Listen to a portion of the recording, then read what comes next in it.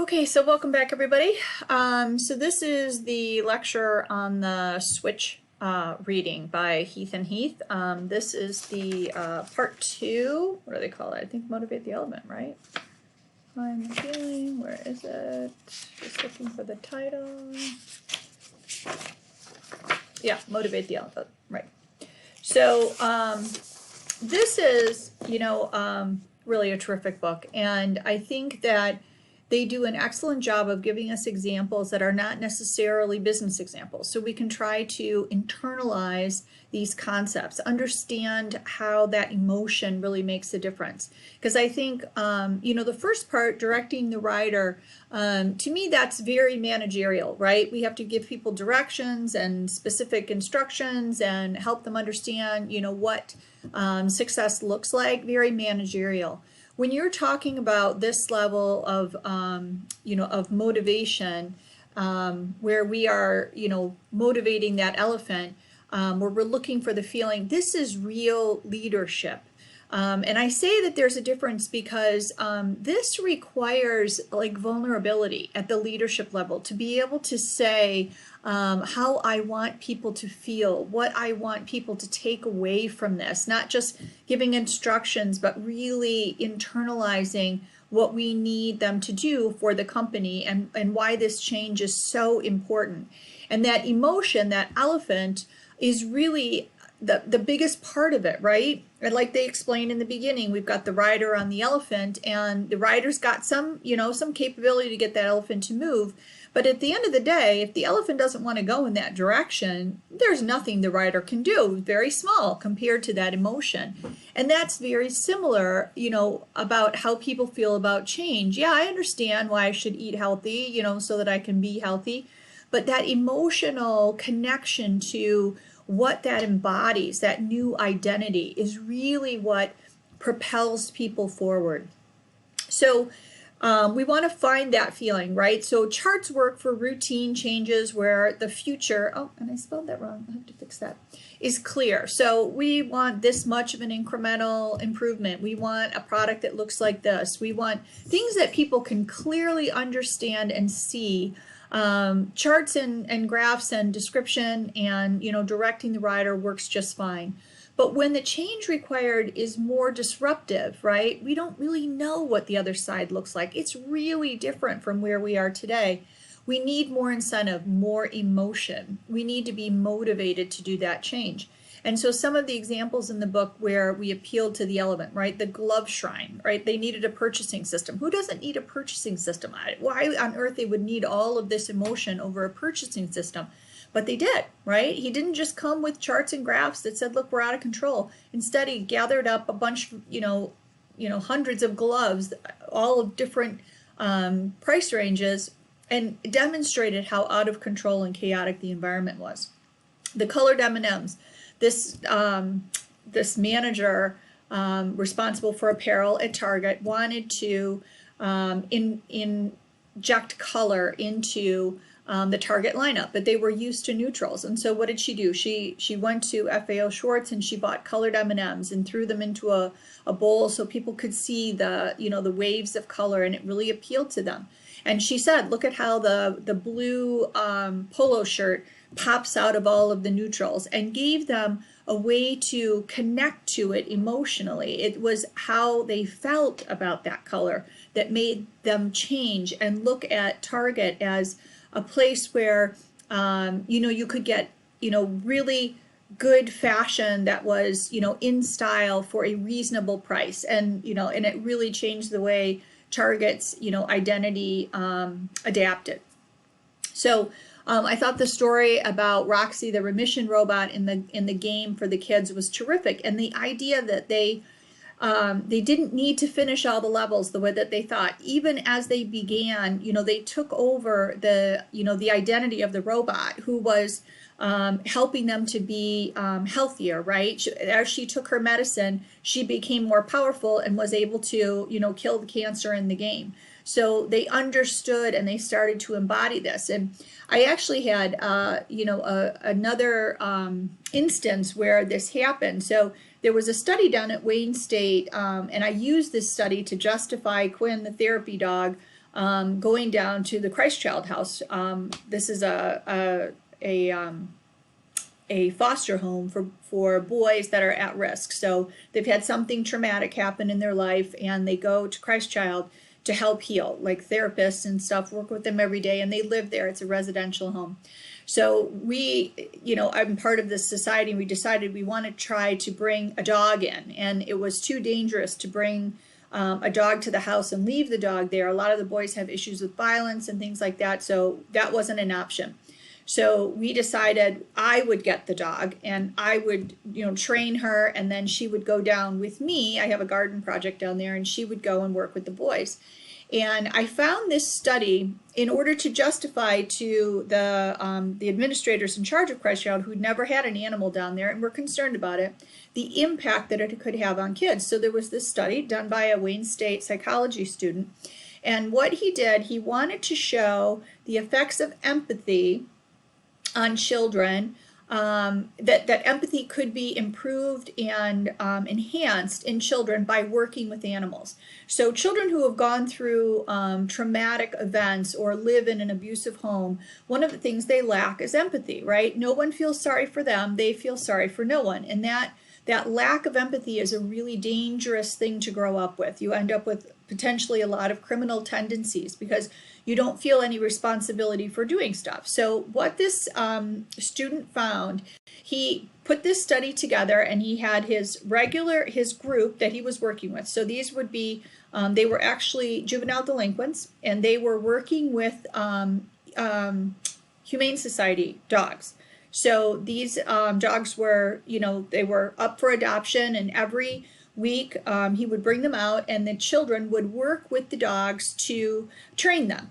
And they felt that this would help the dog to be adopted because they would know how to sit and lay down and stay and things like that. And so these kids worked with these dogs, every week to teach them something. And they understood what they were doing. And then he had a control group, and these kids only walked the dogs. So they would take the same dogs and they would walk around, maybe the yard or whatever, and that's all. They didn't train the dog, they only walked with the dog. And his theory was that those that trained the dog would develop an empathy toward the dog, and that empathy would grow in them, and they would understand what it's like to care about something and to feel bad for something, because obviously these were Humane Society dogs, so they knew, what potentially could happen, and that they really wanted to be adopted, just like the kids. And what he found at the end of the study was that everyone who worked with the dogs developed this empathy, because they were able to work directly with this animal, and they were able to develop this emotional connection to these dogs, and they all improved as a result of this study. So it's all about, digging deep for that emotion and helping people understand, what they can do to impact something. So, and then Attila the accountant story, where he went out and, understood more about what the social services groups were doing and how strapped they were and how chaotic it was. And these were not businesses, and he couldn't treat them that way. And he learned to be more sympathetic and understanding because he was able to emotionally connect with these groups. So this emotion has a great deal of power. So one of the first things they say is in order to be effective, we have to shrink the change. So the elephant has to believe he can do it. So we start with a small goal, and then the elephant will keep going. So I thought they had some great examples. My favorite was that 5 minutes of cleaning, right? And the idea is you just say to yourself, I'm just going to clean for 5 minutes. But the elephant just hates to have something that's, not completed. So instead of cleaning for 5 minutes, you clean for the hour and you get everything done. But the idea is start with something that's manageable. I'm just going to clean for 5 minutes. Or the exercising maids, instead of saying, no, I don't get any exercise, they told the maids that you do actually exercise quite a bit. And those that thought they really were exercising actually lost weight, were the ones who, weren't given this information. There was no impact to them. So, and they couldn't explain, what are they doing? They're not eating less. They say they're doing the same thing, but maybe just with a little more enthusiasm toward the idea that I really do exercise. I am a healthy person, right? And I'm going to, proliferate that. That becomes part of what I think about myself. And then the 2 stamps in the car wash coupon book. So I thought that was really interesting, because one would think the one with 10 stamps is harder to get, right? It's going to take longer, and so you're going to have less success. But in fact, because they gave them that little head start, it's like, wow, I'm almost there. So starting with small goals that are, that help people to get started, to start thinking of themselves in a different way. And then quick wins are key to firing people up. So pay off the smallest bill, which I thought was a great story about how to incent people to change their behavior. Instead of feeling hopeless, I have one less bill. And because I don't have to make a small payment on this bill, I have that money for next month, and I can maybe pay off the next bill and slowly get down to something that's more manageable. And then Coach Parcells talked about, goals within immediate reach. So they start thinking they can succeed. I'm going to be able to do this. Maybe I can do the next thing. And I thought that one example, which was, what is the next thing I need to do? So, they gave that kind of list, deal with Helen, go and do this or change that. But instead it was, what is the next thing I need to do? I need to find the phone number to the garage so I can get the tires changed, or whatever, it was that they were going to do. So many times we are lost in how to get to the next thing, right? What is the first thing we have to do, and how can we get that done today so that tomorrow, maybe we find the phone number today, that's all we can do, and tomorrow we'll make the phone call and start moving ourselves forward. So that incrementality is really important in getting, an emotional journey begun. So grow your people. This is the second part of the elephant has to believe he can do it. He needs to be able to believe that he has that capacity for the change that's being required. So develop identities that are consistent with the goal. So the parrot, the whole story about the St. Lucia parrot, where the guy decides to encourage people that this parrot belongs to them. This is their national bird. They need to protect it. No one else is going to protect it. And over time, T-shirts and bumper stickers and credit cards with the bird on it, he developed this identity within the people where they connected with this bird and decided, yeah, we have to do something. This is our bird. No one else is going to, to save it. So that deep emotional connection that was made, and that changed the way people thought about that bird. The company that called each one of their employees inventors, and they make cans, but they wanted that innovation. They wanted people to think of themselves and to contribute to the overall ingenuity of the company. And by by naming them as inventors, it gave them an identity that said, I should contribute. I'm an inventor. I should make a contribution here. I should help, with this or with that, suggestions that, cut costs or improve the quality of the product. I can do this because they've told me that I'm an inventor.